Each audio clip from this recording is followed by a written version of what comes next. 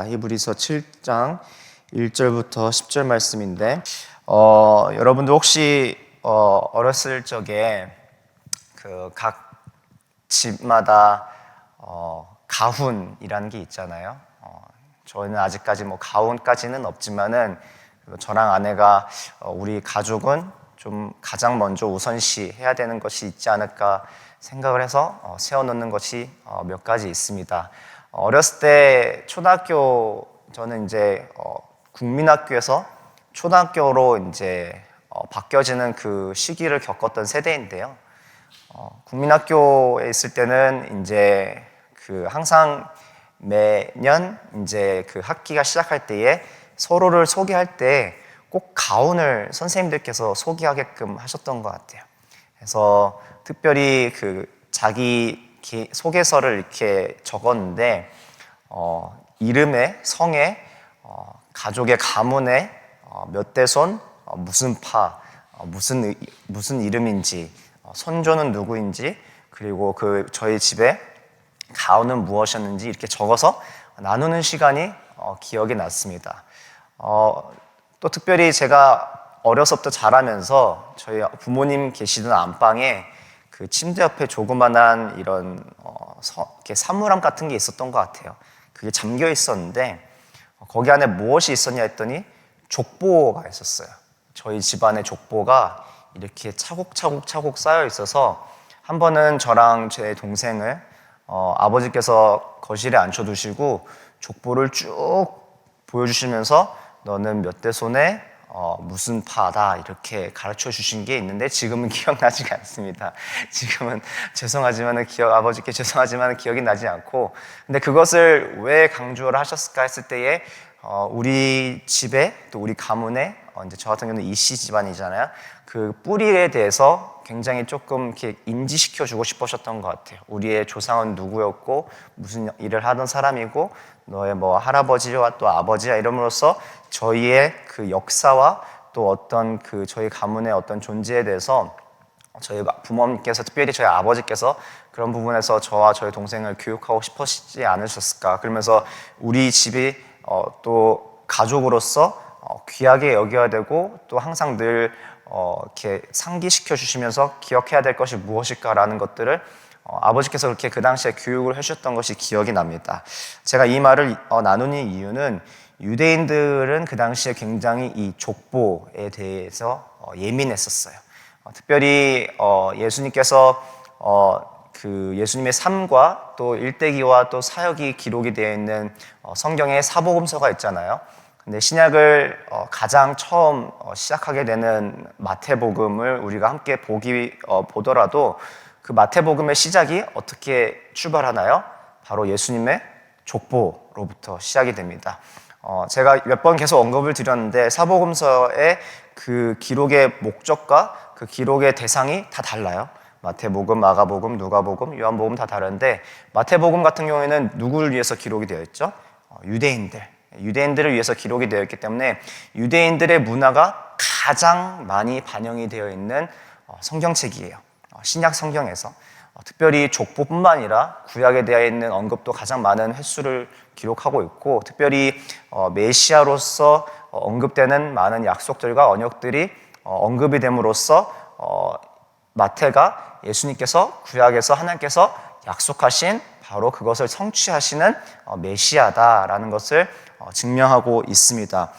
그렇다면은 이제는 메시아로서 만약에 마태복음이 그 족보를 통해서 그것을 증거하고 있다면은 오늘 본문은 사실은 비슷한 맥락에서 다른 부분에서 예수님을 나타나고 있는데 바로 제사장 되시는 예수님이에요.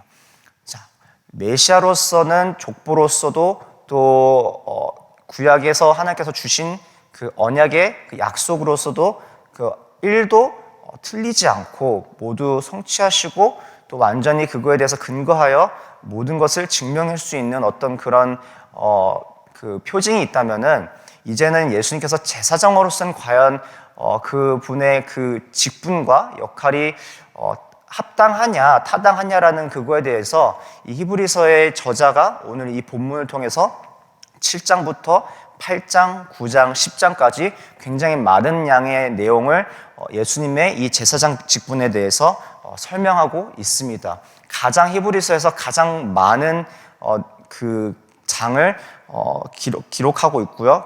반면에 또 가장 중요한 내용이기도 해요.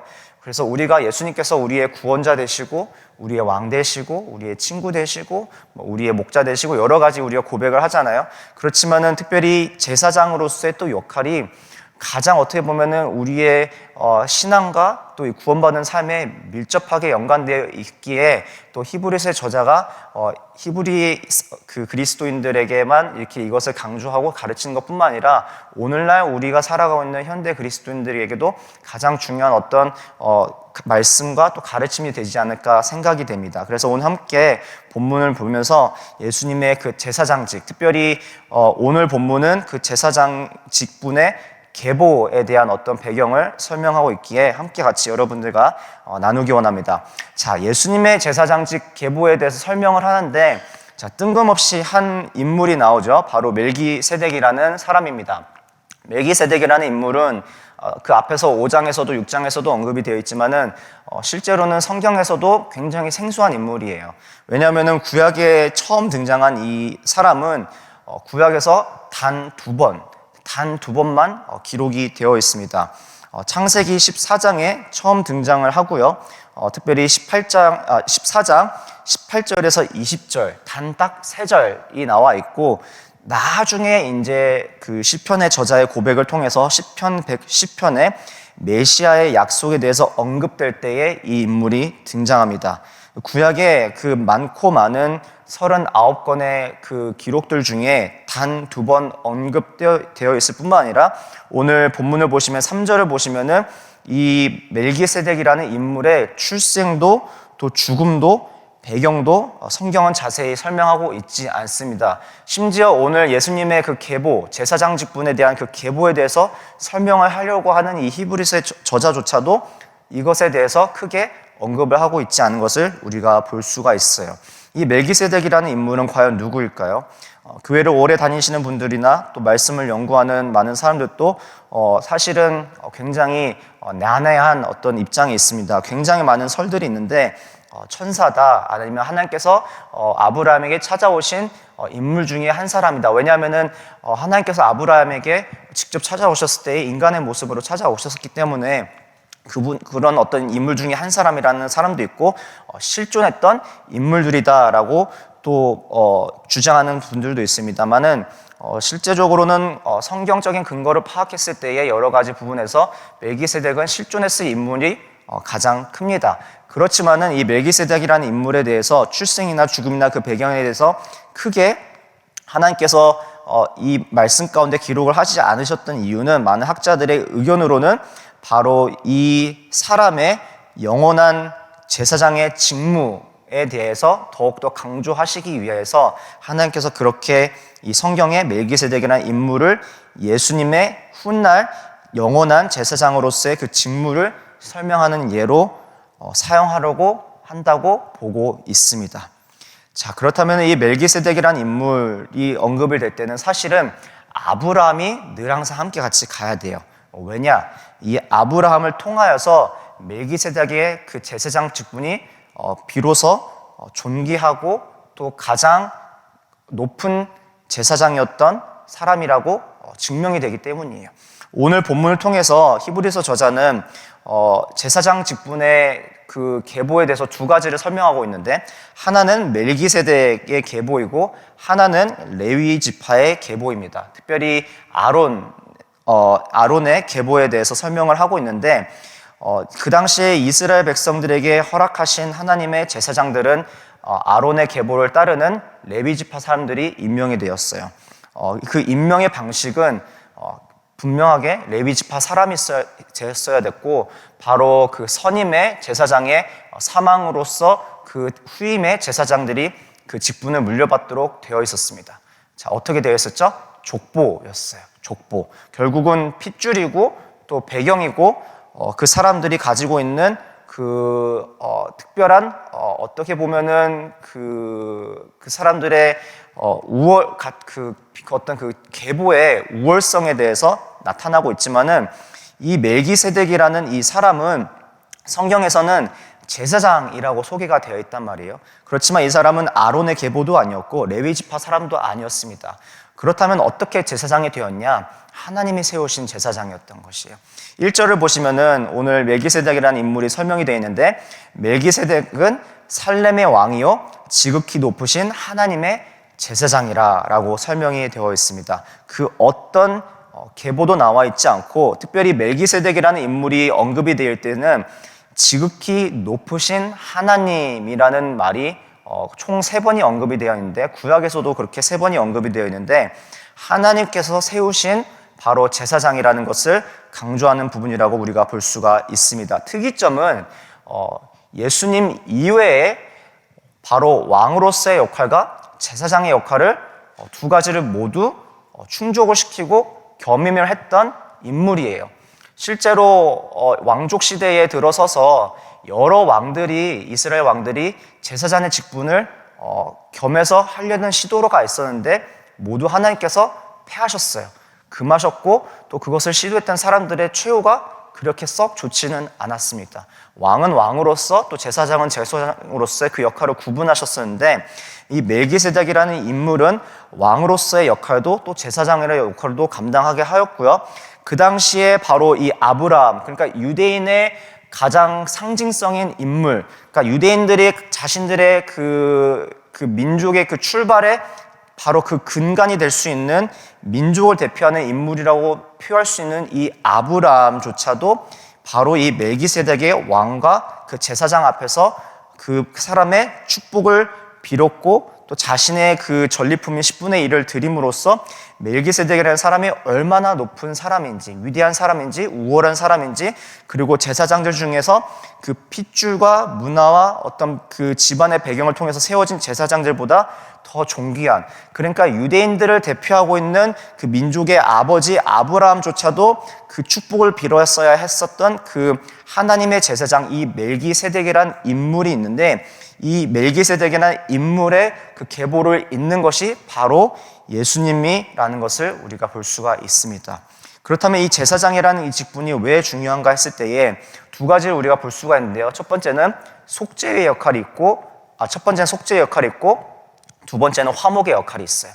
제사장들의 역할이 두 가지로서 가장 크게 구분이 될 수가 있는데, 첫 번째로는 사람의 그 죄를 속죄하는 데 앞에 있어서 속죄의 예배를 드렸던 바로 그 역할을 감당하고 있었고, 그리고 사람과 하나님의 그 깨어진 관계를 회복시키는 데에 큰 그 의미를 두고 있습니다. 그러니까 속죄와 화목의 그 역할을 제사장들이 맡고 있었는데, 그렇기 때문에 어떻게 보면은 하나님과 그 사람의 그 중간다리 역할을 할 수 있는 그 역할이 제사장이었고, 또 제사장을 통해서만 바로 하나님을 예배하고 하나님 앞에 나아가고 자신들의 삶을 돌아보고 또 용서받고 회복될 수 있는, 가장 어떻게 보면은 이스라엘 그 백성들뿐만 아니라 우리가 살고 있는 이 지금 이 믿음의 삶 가운데서도 가장 어떻게 보면 중요한 역할을 감당해야 되는 부분인데, 그 제사장의 역할을 누가 감당하고 계시나요? 예수님께서 감당하셨다는 것이에요. 자, 레위의 지파의 사람들, 바로 특별히 이 제사장 사람들은 정말 그 많은 그 여러 가지 섬김들과 또 예배들과 또 일련에 있는 여러 가지 제사들을 통해서 사람들의 죄를 위해서 속죄 예배를 드리고, 또 하나님, 이스라엘 백성과 하나님의 그 관계 가운데에 그 관계를 화목하게 하기 위해서 여러 가지 노력과 섬김 가운데 있었지만 그 어느 것도 영원하지 않았어요. 그렇지만은 우리의 제사장 되시는, 대제사장 되시는 예수님께서 그 제사장 직분을 감당하심으로써 우리의 죄를 용서받음을 받으셨을 뿐만 아니라 본인 스스로가 어떻게 하셨나요?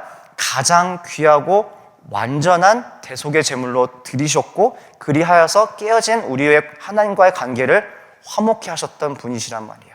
이것을 통하여서 히브리서 저자는 히브리인들, 특별히 그 히브리인들 중에 그리스도인들에게 지금 강조하고 싶은 것이 정말 그 우리의 민족들 가운데에 여러 제사장들이 있어서 우리를 위하여 죄를 또 용서받게 하고 또 우리와 하나님과의 관계를 회복하게 하려고 많은 노력이 있었지만은 그 어느 하나 영원한 것이 없었고, 우리의 죄를 궁극적으로 또 온전하게 완전케 회복시켜 주신 분은 바로 예수님이시고, 그 예수님이 바로 제사장이시고 또 자신 스스로를 가장 완전한 대속제물로 드리셨던 분이시기에 바로 우리가 오늘 이 믿음의 삶을 살아갈 수 있다라는 것을 강조하고 있는 것이에요.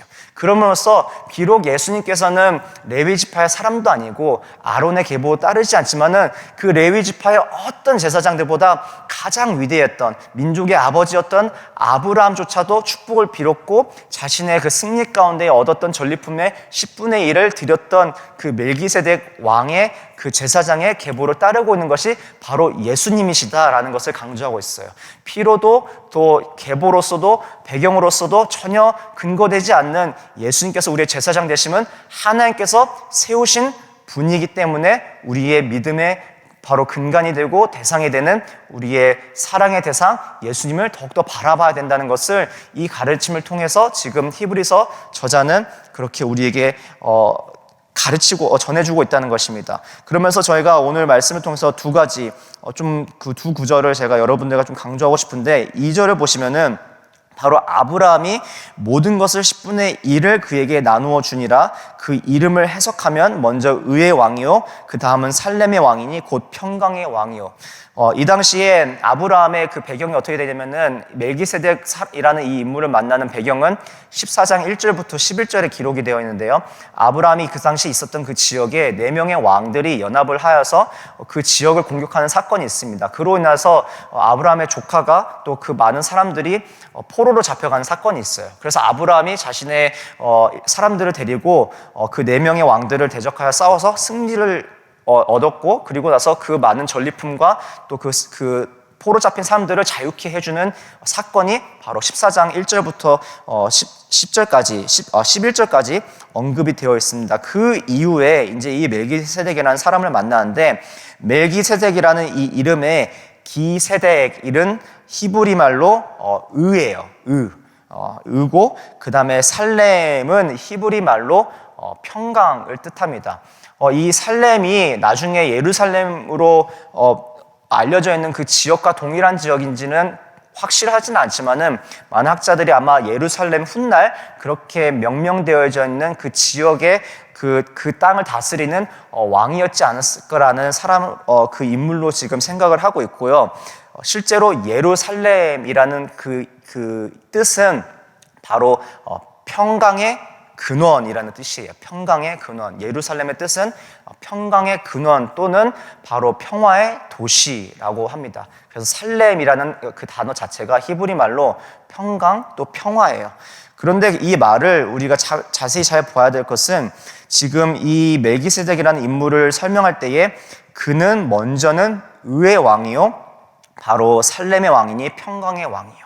자, 멜기세덱이라는 인물은 성경에서 하나님께서 어떻게 쓰시려고 언급을 했죠? 예수님을 나타내기 위해서, 훗날 오실 예수님에 대해서 예표를 하는 인물로 나타나고 있습니다. 그렇다면은 바로 오늘날 우리가 믿고 따르고 우리가 사랑하는 바로 예수님, 바로 그분은 바로 우리에게 어떤 분이실까라고 돌아봤을 때에 바로 하나님의 의를 성취시키는 분이시요, 우리 삶 가운데에 하나님의 평안을 바로 가져오는 우리의 제사장 되시는 분이라는 것을 우리가 볼 수 있습니다. 왜 필요할까요? 바로 속죄와 화목을 다시 우리가 돌아가야 되는데, 속죄를 통하여서 우리의 어떤 노력이나 우리의 의로서 결코 얻을 수 없는 구원을 바로 제사장 되신 예수님께서 그분의 대속하심으로 바로 하나님의 의가 우리에게 들어왔고, 또 하나님의 그 아들 예수 그리스도의 십자가의 희생과 또 사랑으로 바로 우리의 관계가 화목해 되면서 우리 삶 가운데 없었던 바로 하나님의 평강이 우리 삶을 주장케 되게 하게 되었다는 것입니다. 이 의의 왕으로서, 평강의 왕으로서 있었던 멜기세덱은 바로 훗날, 바로 오늘, 우리 지금 우리가 예배하고 우리를 붙잡아 주시고 우리를 하나님 그 품으로 우리를 인도하여 주시는 예수님의 바로 그 모습이 될 줄 믿습니다. 정말 우리가 예수님을 붙잡아야만 정말 우리의 어떤 실수나 잘못이나 과거나 우리의 부족함이나 우리의 부끄러움들이 가려지고 비로소 하나님의 의로서 우리가 새롭게 됨을 받아서 정말 우리가 기쁨과 감사로 나아갈 수가 있을 것 같아요. 우리의 시선이 예수님께 집중되지 않으면은 자꾸 우리 모습을 바라보게 되거나 다른 사람을 바라보게 되거나 현실을 바라보게 되는 것 같아요.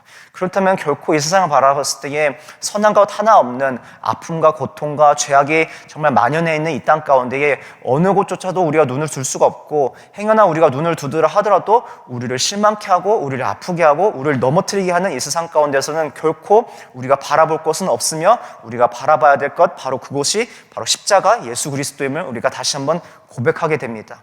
우리가 예수님을 붙잡고 나아갈 때에 비로소 그 하나님의 그 거룩하심이, 그 하나님의 높으신 그 공의가 우리로 하여금 들어와서 정말 우리가 정말 가지고 있었던 그 어떠한 그 신앙의 행위나 근거되지 않고 바로 우리를 향하신 하나님의 사랑으로 말미암아 우리가 의롭다함을 받으며, 그리하며 우리가 정말 하나님의 자녀로서 백성으로서 살아갈 수 있는 그 근거가 될 수 있는 것 같아요. 누가 우리에게 와서 너가 그런 식으로 사는데, 너가 그런 식으로 행동하는데, 아니면 너의 그런 신앙 가운데 너는 늘 항상 넘어지고 유혹 가운데에 쓰러지는데 어떻게 여전히 하나님의 자녀로서 하나님의 백성으로 살아갈 수 있냐라고 질문하고 우리의 믿음을 흔들 때에 우리가 담대히 고백하며 나갈 수 있는 것이 바로 그거에 대한 근거가 우리에게 있지 않고 바로 그 모든 것을 이루신 예수 그리스도에 있기 때문에 우리가 담대하게 하나님의 의를 드러낼 수가 있으면 우리가 고백하게 됩니다. 두 번째로는 우리를 향해서 우리에게 찾아오신 바로 이 평강의 왕 예수님을 비로소 우리 삶에 모시며 우리가 함께 동행해야지만이 비로소 그 자리가 어떠한 상황 가운데서도, 설령 폭풍 가운데서도 바로 하나님의 평안이 우리 삶을 주장케 할 줄 믿습니다. 오늘날 지금 이 자리에 또 살아갈 때에 여러분들 예수님과 동행하고 계신가요? 예수님의 손을 꼭 붙잡고 나아가는 이 아침이 되기를 주님의 이름으로 축원드립니다. 정말 여러분들이 더욱더 간절히, 정말 여러 가지 기도 제목이 있겠지만은 정말 예수님을 더욱더 간절히 붙잡음을 통해서 어떤 기도 제목들이 응답이 되어지고 또 보여지는 것들과 상황과 아니면 우리의 내면의 어떤 변화로 인해서, 아니면 어떤 다른 부분에 있어서의 그 즉각적인 응답으로 인해서 우리가 정말 평안을 누리는 것이 아니라 그 예수님의 존재, 그 예수님의 임재가 우리 삶을 충만하게 채워서 설령 여전히 우리 삶이 어려움 가운데 놓여져 있더라도 우리 몸이 아니면 여러 가지 어떤 환경 가운데에 우리를 여전히 흔들 수 있는 요소들이 존재할지언정 바로 예수님 한 분만으로 우리가 그 어떤 것으로부터 흔들릴 수 없는 하늘의 평안이 오늘 이 아침에 우리 삶을 주장케 하기를 예수님의 이름으로 간절히 축원드립니다. 정말 필요한 것 같아요. 우리 가정 가운데에, 나의 삶 가운데에, 우리 직장 가운데에. 그리고 두 번째는 바로 6절 이 히브리서 저자가 언급하는 내용 중에 하나인데, 레위 족보에 들지 아니한 멜기세덱. 그렇죠? 그러니까 두 가지 계보가 구분되어져 있었는데 그 레위 지파에 들어있지 않았던 멜기세덱에게 아브라함은 10분의 1, 이 10분의 1은 아마 그 승리를 통해서 얻은 전리품으로 볼 수 있는데, 이 전리품의 10분의 1을 바로 멜기세덱 왕에게 또 제사장에게 드림으로써 그에게 복을 빌었다라는 것을 볼 수가 있습니다. 이 아브라함조차도 바로 이 멜기세덱에게 그 축복을 빌었던 것이 그 가장 큰 부분이 아니라 자신이 그 자리 앞에서 겸손하게 나아가는 모습에 대해서 히브리서 저자는 강조를 하고 있어요. 더 나아가 이 레위 지파 그 당시의 제사장들은 하나님께서 특별히 구분하여서 하나님을 섬기게 하였고 민족을 섬기게 함으로써 그 땅을 관리하는 데에 있어서 특별히 그거에 대한 어떤 축복을 허락하시지 않으셨어요. 여러 땅들을, 약속의 땅들을 할당하셨을 때에 레위 지파만 그 땅을 할당받지 못하였는데, 그 이유는 하나님과 민족을 섬기는 데에 더 집중할 수 있도록. 그렇지만은 이 레위 지파를 위해서 다른 형제 지파들이 그들의 10분의 1을 준비하여서 레위 지파가 또 연명할 수 있도록, 살아갈 수 있도록 또 그렇게 또 그 길을 만들어 주셨습니다. 그렇지만은 멜기세덱이 바른 10분의 1은 다른 의미예요. 바로 존중과 존경과 영광과 섬김과 겸손의 의미가 들어가 있어요.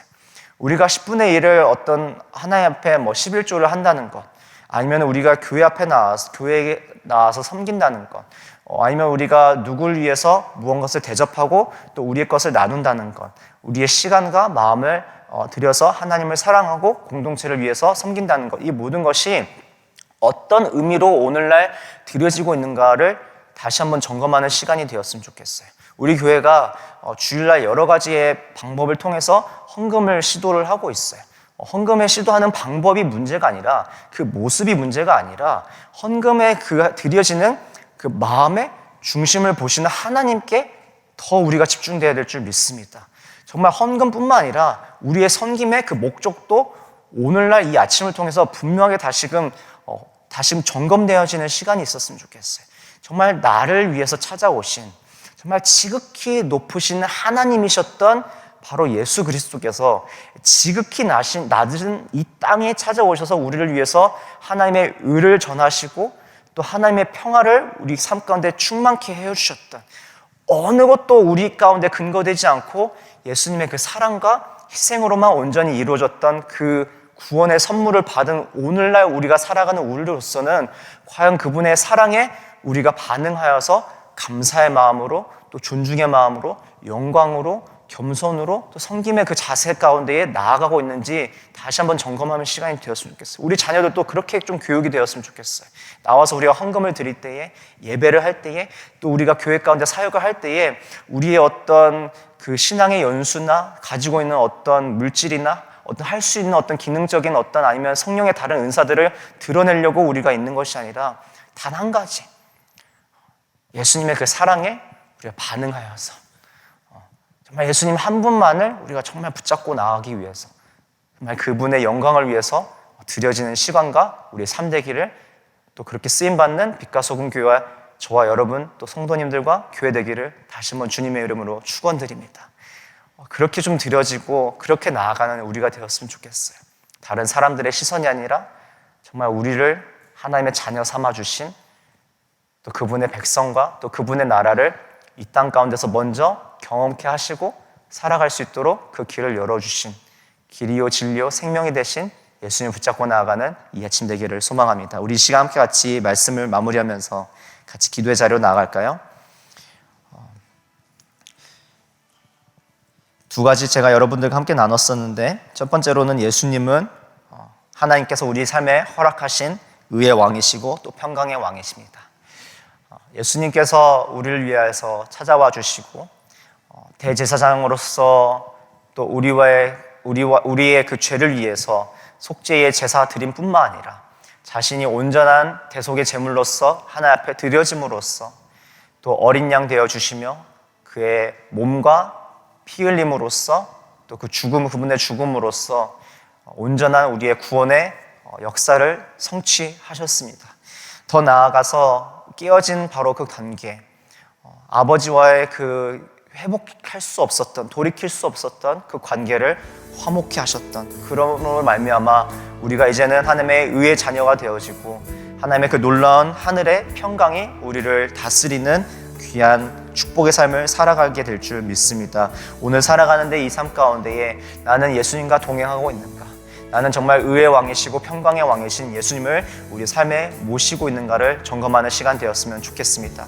정말 나를 위해서 그 속죄를 제사를 드려주셨던, 대속의 제물 되어주셨던 예수님, 또 우리를 화목케 하시는 그 예수님을 분명 이 시간 또 이 아침 우리의 삶을 통해서 날마다 평생의 삶에 동행하는 우리가 되게 하여 주시옵소서. 우리가 때로는 흔들리고 넘어지고 연약할 수 있으나 우리를 꼭 안아주시고 붙잡아 주시는 주님의 손을 붙잡고 나아가게 하여 주시옵소서. 또 두 번째는 그런 하나님의 사랑 앞에, 예수 그리스도의 그 온전한 그 희생 앞에 정말 감격으로 또 감사로 또 존중과 또 존귀와 영광을 올려드리는 우리의 삶 되게 하여 주시옵소서. 그 사랑 앞에 반응하여서 살아가는 우리의 삶 되게 하여 주시옵소서. 우리 함께 같이 주님의 이름 한번 부르고 같이 기도하도록 하겠습니다. 기도하시겠습니다.